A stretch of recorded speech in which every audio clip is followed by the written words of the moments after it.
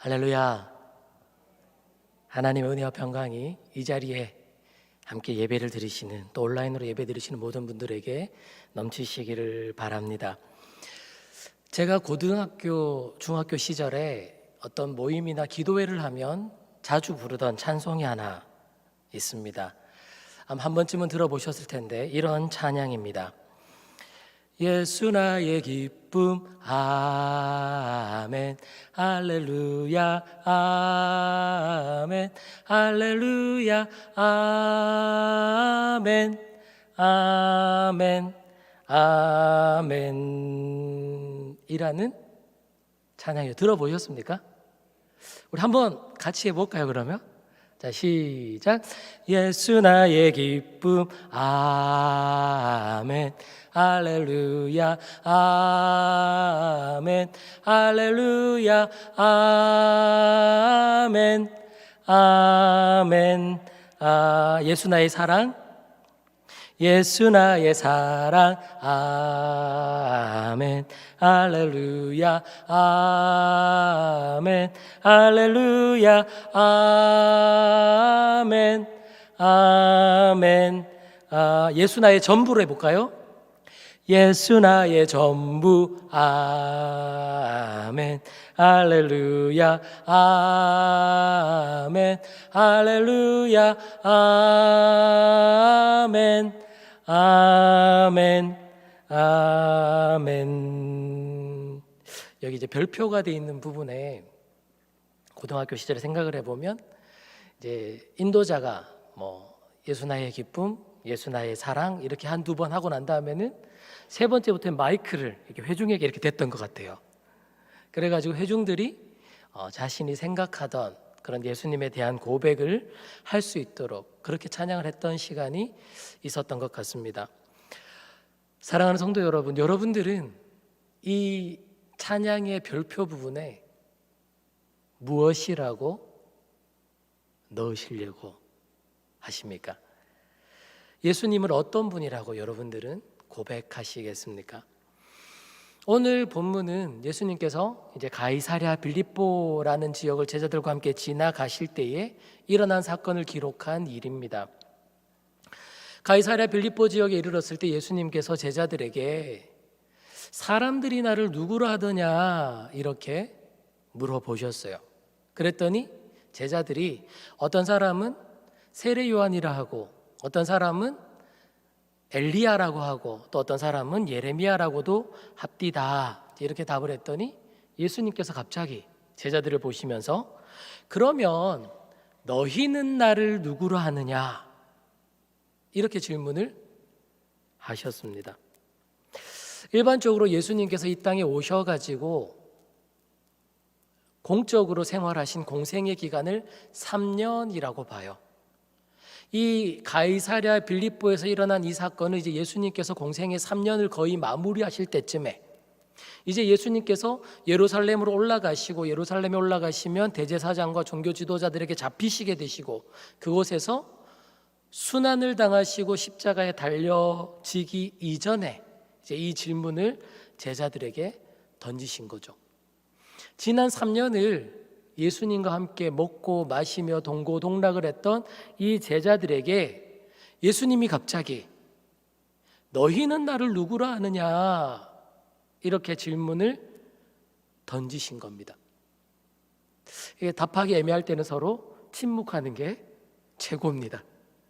이제 제자들이 서로 눈치를 보면서 답을 하지 않고 있을 때, 그때 역시 용감한 베드로가 16절의 말씀으로 답을 하게 되죠. 우리 16절 말씀 한번 다 같이 읽어보겠습니다. 시작. 시몬 베드로가 대답하여 이르되 주는 그리스도시요 살아계신 하나님의 아들이시나이다. 아멘. 베드로가 이렇게 답하니까 이제 예수님께서 17절에 시몬아, 네가 복이 있다. 네가 이렇게 답하는 것은 사람이 가르쳐 준 것도 아니고 너의 혈육으로 인한 것도 아니고 네가 똑똑해서 깨달아서 된 것도 아니라 하나님께서 계시해 주셔서, 헬라어 원어적으로는 그렇게 나와 있어요. 하나님께서 계시해 주셨기 때문에 네가 답할 수 있었다 이렇게 말하십니다. 그리고 18절에 보면 두 번째로는 베드로의 이름을 바꾸어 주셔요. 원래 베드로의 이름은 시몬이었습니다. 흔하디 흔한 이름 중에 하나였어요.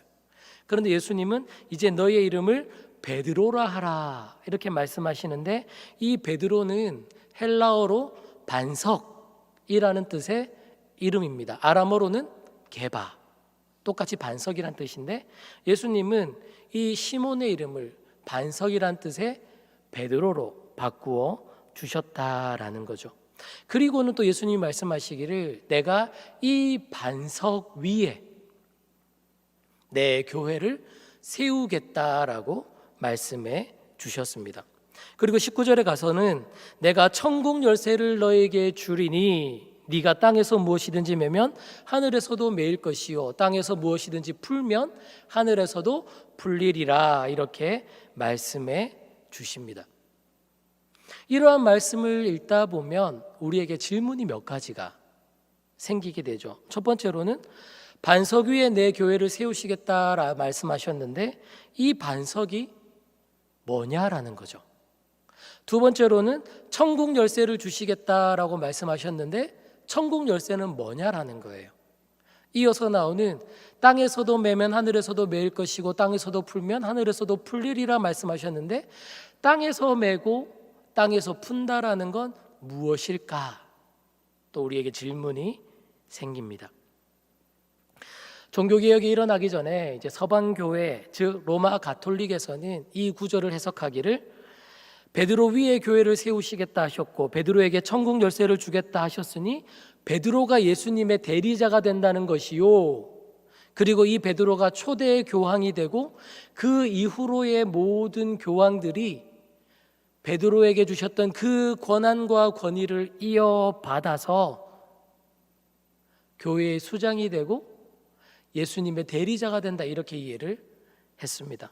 그래서 이 땅에 살아가다가 죄를 다 회개하지 못하고 죽은 영혼은 천국에 가는 것이 아니라 연옥이라는 곳에 가는데 그 연옥에 있는 사람들에 대하여 이 교황이 땅에서도 풀어주면 거기서도 풀리고 천국에 간다 이렇게 보속이 된다라고 이해를 했습니다. 뿐만 아니라 교황이 전 세계에 어디든 다닐 수 없으니 교황이 인정하고 그리고 세워준 신부나 추기경이나 그런 사제들이 그 있는 곳에서 고해성사를 하는 사람들의 죄를 사해주면 하나님이 교황에게 사죄하는 권한을 주셨으니 그 죄가 사함받는다 이렇게 이해를 했다는 거죠. 맞습니까? 답부터 말씀드리면 틀렸습니다. 그게 틀렸기 때문에 종교개혁을 일으켰던 거죠. 왜 틀렸는지 이제 알기 위해서 우리가 그 질문에 답하기를 한번 찾아가 보겠습니다. 먼저 두 번째 질문부터 한번 알아봅시다. 천국 열쇠는 무엇이고 땅에서 매면 하늘에서도 매일 것이고 땅에서 풀면 하늘에서도 풀리리라 하는 의미는 무엇일까요? 우리 마태복음 23장 13절의 말씀을 한번 이 시간 다 같이 한번 찾아보겠습니다. 우리 스크린에도 뜨니까 한번 앞에 자막을 보시면 될 것 같아요. 마태복음 23장 13절 다 같이 읽어보겠습니다. 시작. 화 있을진저 외식하는 서기관들과 바리새인들이여 너희는 천국 문을 사람들 앞에서 닫고 너희도 들어가지 않고 들어가려 하는 자도 들어가지 못하게 하는도다. 이 말씀에 보면 지금 예수님께서 서기관과 바리새인들을 꾸짖고 계셔요. 꾸짖고 계시는데 왜냐하면 그들이 천국 문을 닫고 들어가려 하는 사람들도 막고 자기들도 들어가지 않기 때문에 예수님께서 꾸짖고 계신다라는 거예요. 지금 이 구절을 보면 천국 문을 열고 닫는 열쇠를 베드로에게만 주셨던 게 아니에요. 사두개인과 바리새인들에게도 먼저 주셨어요. 예수님이 오시기 전에 하나님께서는 율법이라는 것을 주셨습니다. 율법을 주시면서 이 땅에 살아가는 사람들이 하나님의 뜻이 무엇이고 하나님의 마음이 무엇이고 어떻게 하면 이 땅 가운데 하나님의 나라를 이룰 수 있는지에 대한 힌트를 주셨어요. 그런데 이 사두개인과 바리새인들이 그 율법을 가지고 세상에 있는 사람들이 천국에 들어갈 수 있도록 하나님의 마음을 알도록 하나님의 뜻을 분별하도록 이끌어 주어야 하는데 오히려 잘못된 지식을 전달하고 잘못된 길을 가르쳐주고 그리고 올바로 가지 못하게 하고 오히려 행위에 매이게 만들므로 말미암아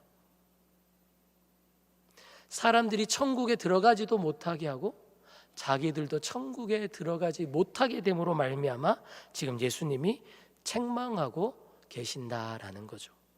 우리 또 다른 구절을 한번 살펴보겠습니다. 마태복음 18장 15절부터 20절까지의 말씀을 함께 우리 교독하여 읽어보겠습니다. 마태복음 18장 15절 제가 읽고 16절을 여러분들이 읽어주십시오. 내 형제가 죄를 범하거든 가서 너와 그 사람과만 상대하여 권고하라. 만일 들으면 내가 내 형제를 얻은 것이요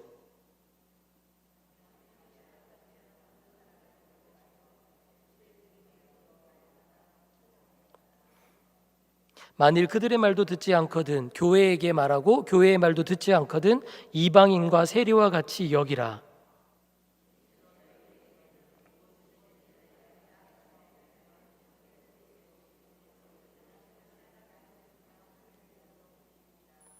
진실로 다시 너희에게 이르노니 너희 중에 두 사람이 땅에서 합심하여 무엇이든지 구하면 하늘에 계신 내 아버지께서 그들을 위하여 이루게 하시리라. 두세 사람이 내 이름으로 모인 곳에는 나도 그들 중에 있느니라. 아멘. 방금 읽었던 18절 말씀에 보면 너희에게 이르노니 무엇이든지 너희가 땅에서 매면 하늘에서도 매일 것이요 땅에서 풀면 하늘에서도 풀리리라 라고 말씀하시는 구절이 나오고 있어요. 우리가 오늘 읽었던 마태복음 16장의 말씀, 예수님께서 천국 열쇠를 주겠다 하시고 그 뒤에 네가 땅에서도 매면 하늘에서도 매일 것이요 땅에서 풀면 하늘에서도 풀리리라 라는 말씀과 동일한 그런 맥락의 말씀입니다.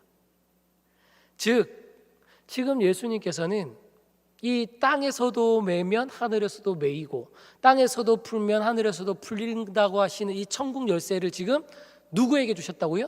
방금 18장에서는 너희에게 주셨어요.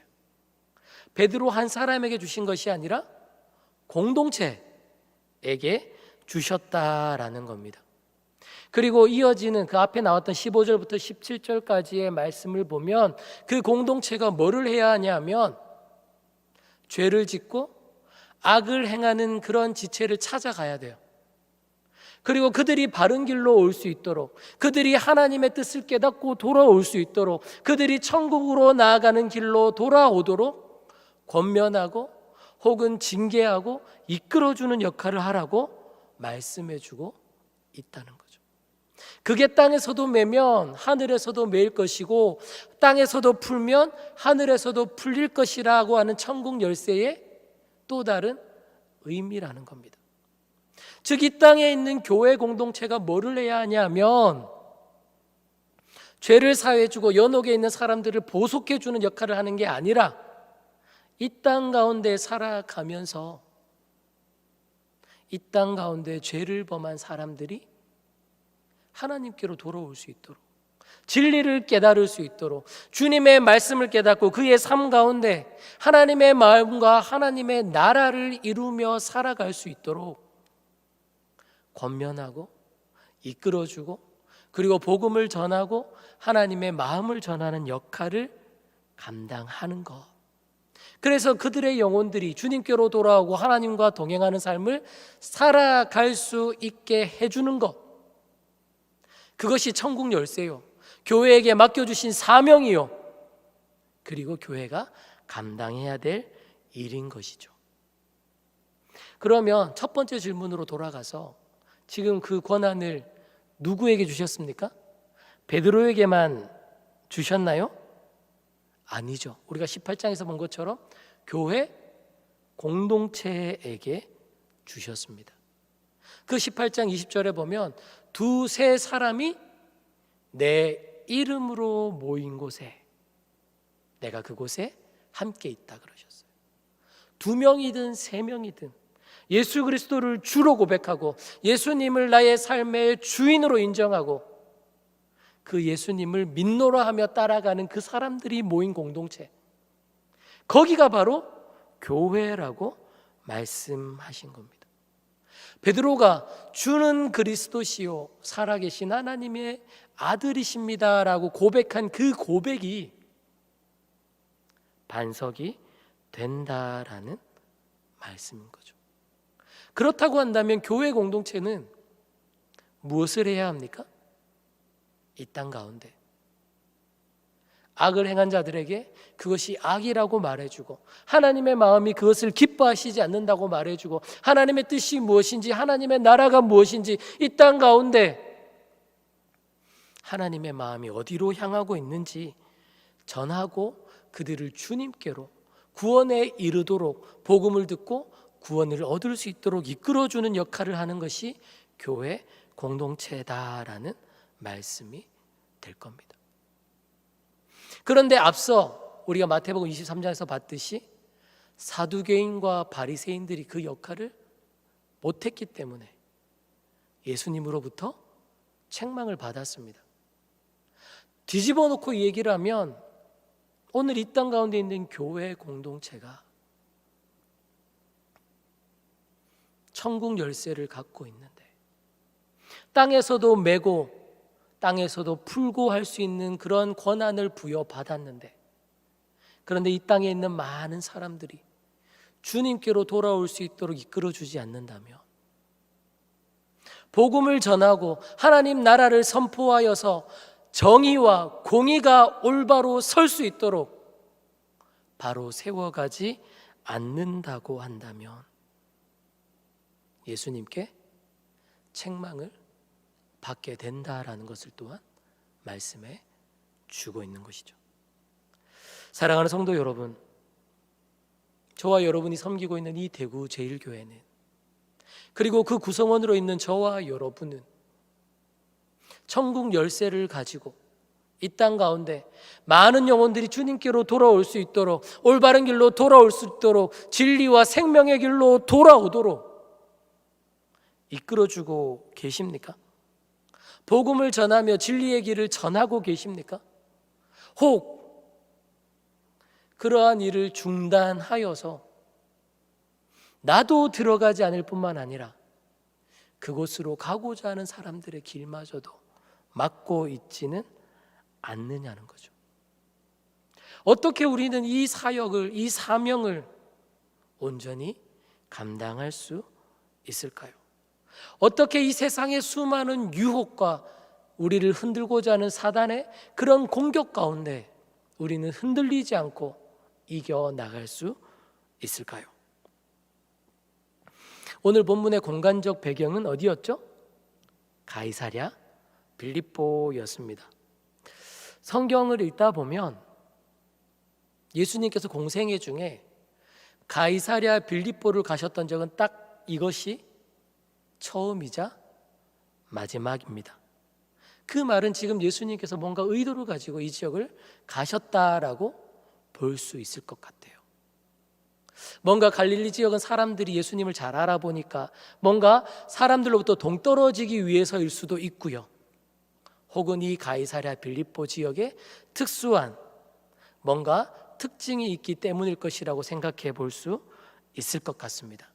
그래서 성지 순례를 가면 이 가이사랴 빌립보를 가게 되는 것 같아요. 이 가이사랴 빌립보는 예수님께서 공생애를 하시던 갈릴리 지역으로부터 북쪽으로 약 32km 떨어져 있는 지역입니다. 헬몬산 기슭에 있는 그런 지역인데, 헬몬산 기슭에 있다 보니까 이 지역은 물이 풍부해서 목동들이 양을 치고 염소를 치기에 좋은 그런 지역이었습니다. 그래서 이 지역은 목동과 양들과 염소가 많다고 해서 이 목동과 양들을 지키는 신, 그리스 로마에 나오는 신 판신의 이름을 따서 파니아스라고 불리던 지역이었어요. 원래 이름은 파니아스였는데 그런데 가이사랴 빌립보라고 이름이 바뀌어진 것이죠. 왜 바뀌어졌냐 하면 이 당시에 로마는 그 넓은 지역을 다스리기 좋기 위하여 각 지역에 토착 군주를 세웠어요. 그 지역에 유능한 사람을 왕으로, 섭정왕으로 세우고는 그 지역을 다스리게 했다라는 거죠. 그러면 이 섭정왕이 된 사람들은 이 로마 황제에게 자신의 충성심을 표현하기 위해서, 존경심을 표현하기 위해서 도시를 새롭게 중건하고요. 그리고 그 지역에 황제의 신전을 세우고요. 그리고 그 지역의 이름을 황제의 이름을 따서 대신 바꾸었어요. 원래 이 지역의 이름이 뭐였다고요? 파니어스였는데 이제 예수님이 이 활동을 하기 이전에 이 지역을 다스리던 섭정왕은 헤롯 대왕의 아들인 헤롯 빌립이 이 지역을 통치하고 있었습니다. 자신에게 통치권을 부여받으니까 이 헤롯 빌립이 그곳에 황제의 신전을 세우고요. 그리고 빌립이 황제를 위하여 이 땅을, 이 도시를 바칩니다 라는 이름으로 가이사랴 빌립보라고 이름을 바꾼 겁니다. 벌써 이 지역에 신전이 몇 개 있어요? 2개 있습니다. 하나는 목동의 신인 판신의 신전이 있고요. 또 하나는 황제 아우구스투스의 신전이 있어요. 뿐만 아니라 이 지역에 제우스의 신전도 있었다라고 합니다. 자신들의 목동에 또 양들의 안전을 지켜주십시오라고 하면서 날마다 때마다 판신의 신전에 제사가 드려지고요. 그리고 지금 로마를 다스리는 이 황제가 이 땅을 평안케 하여 주십시오라는 마음에서 날마다 때마다 아우구스투스를 위해서 제사가 드려지고요.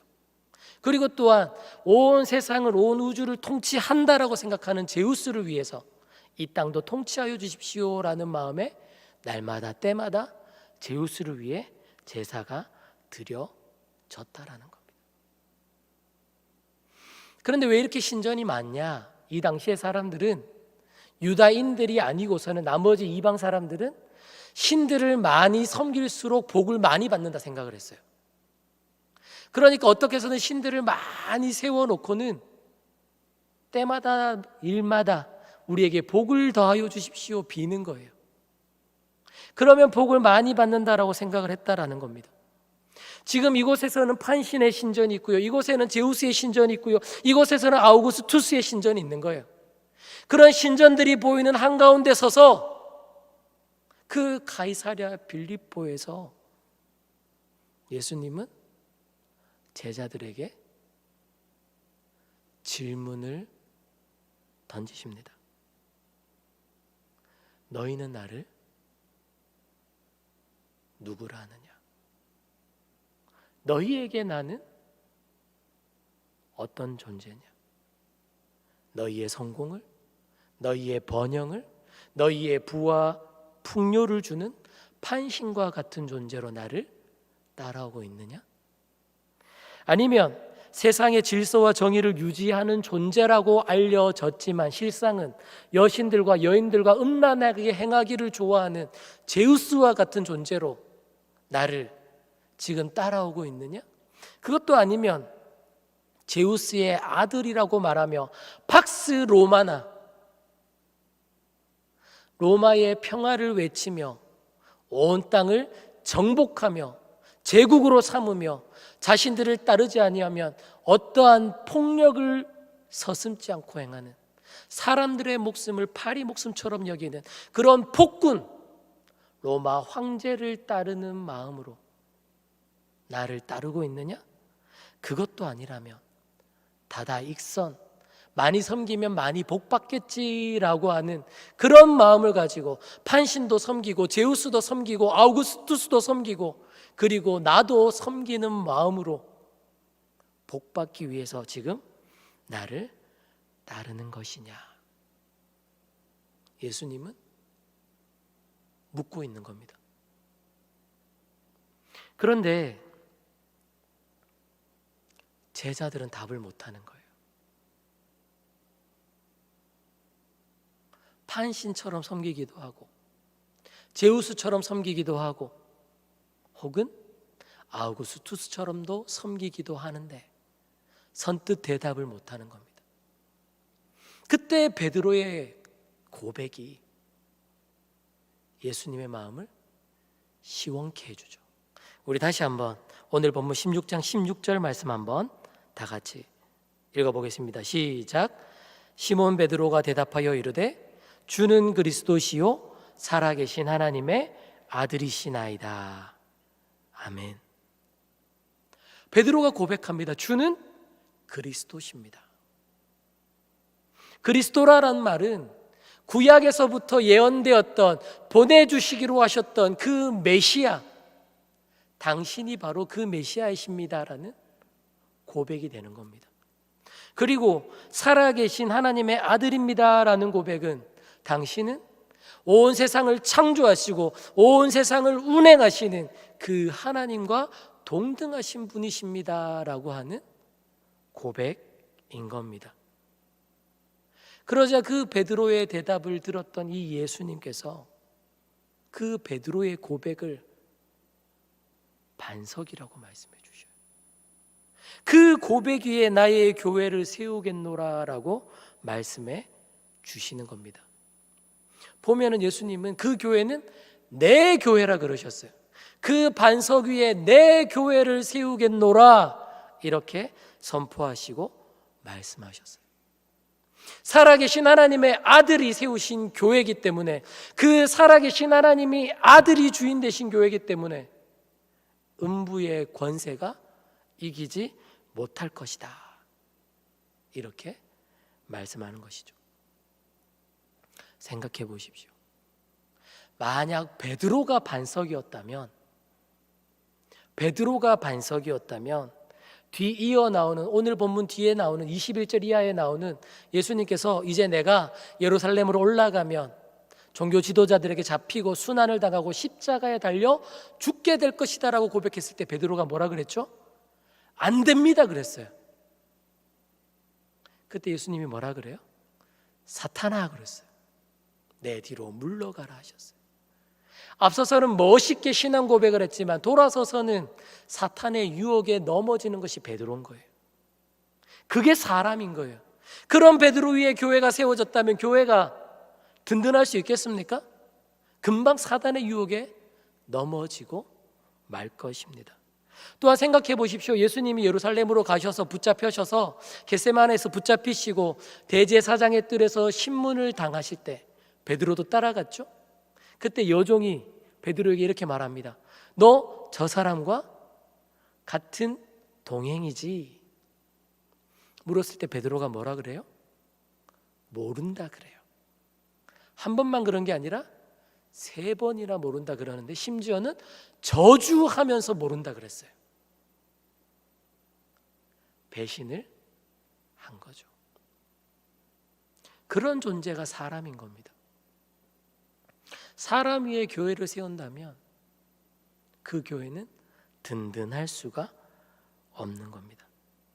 그러나 살아계신 하나님의 아들, 구약으로부터 예언되어졌던 메시아 그리스도 위에 그 교회가 세워진다면 음부의 권세가 이기지 못할 것이고 교회가 마침내는 승리하게 될 것이라는 말씀인 겁니다.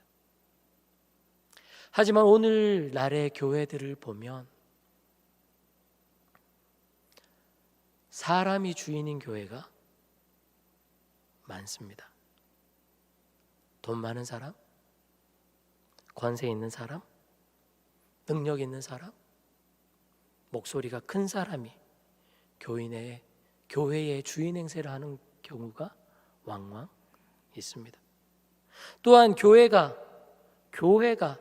주인 대신 주님을 사랑하는 것이 아니라 돈을 사랑하고요, 재물을 사랑하고요, 숫자와 건물을 사랑하고요, 이 땅에서의 부귀와 성공과 번영을 주님보다 더 사랑하여서 그러한 요소들을 주님의 자리에 올려놓고는 그것을 목적으로 달려가는 교회들도 많이 있더라 하는 겁니다. 예수님은 SNF파냐, 로마파냐, 열심당파냐, 사두개파냐, 바리새파냐 그런 곳에 갇히지 않으셨어요. 오히려 예수님께서는 하나님이 사랑하시는 세상을 사랑하기를 힘쓰셨고요, 하나님께서 이루시고자 하시는 하나님의 나라를 이루기 위하여 이 땅에 하나님의 공의와 정의가 이루어지기 위하여 온 열정을 다해 달려가셨고, 심지어는 십자가마저도 마다하지 않으셨습니다.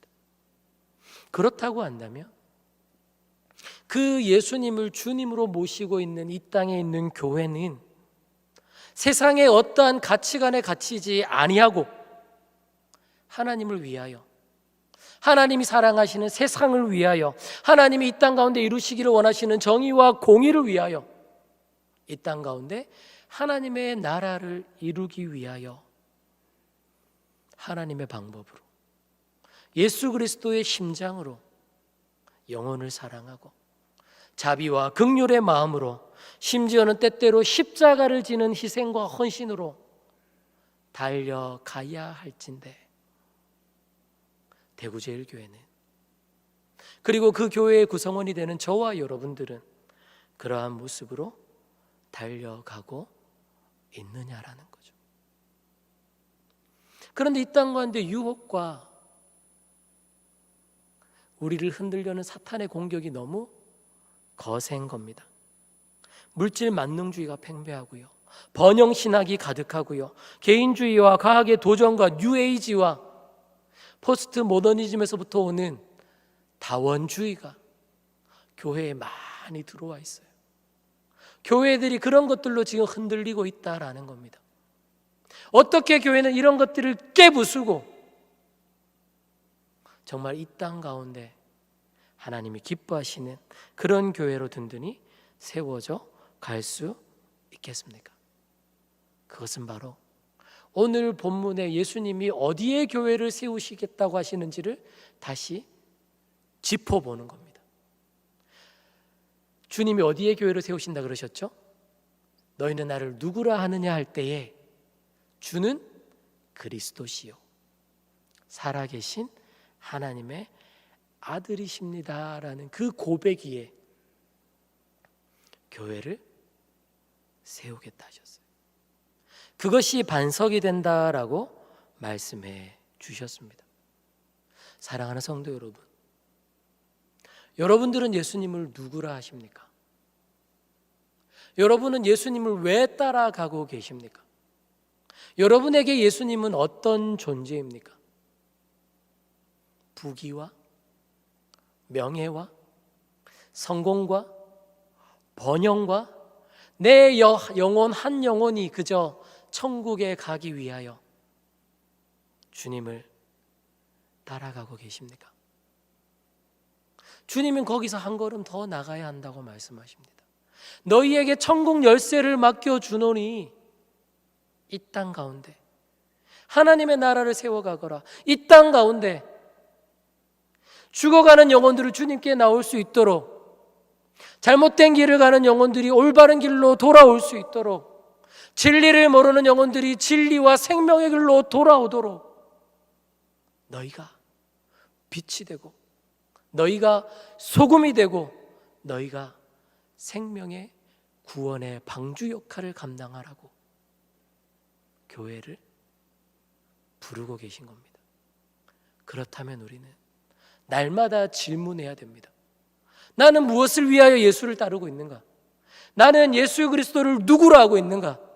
예수 그리스도는 나에게 어떤 존재인가? 그저 내 성공을, 내 번영을, 내 명예를, 내 이름을, 내 건강을, 내 구원을 위한 존재로 따라가고 있는가? 아니면 정말 베드로처럼 주는 그리스도시요 살아계신 하나님의 아들이시고 나의 모든 것이 되시고 나의 주인이 되시고 나의 통치자시고 나의 생명을 다하여 쫓아가야 할 뿐입니다 라는 고백을 우리가 날마다 드리고 점검하고 고백하여야 한다라는 것이죠. 사랑하는 성도 여러분, 여러분은 예수님을 누구라 하십니까? 여러분은 예수님을 왜 믿으십니까?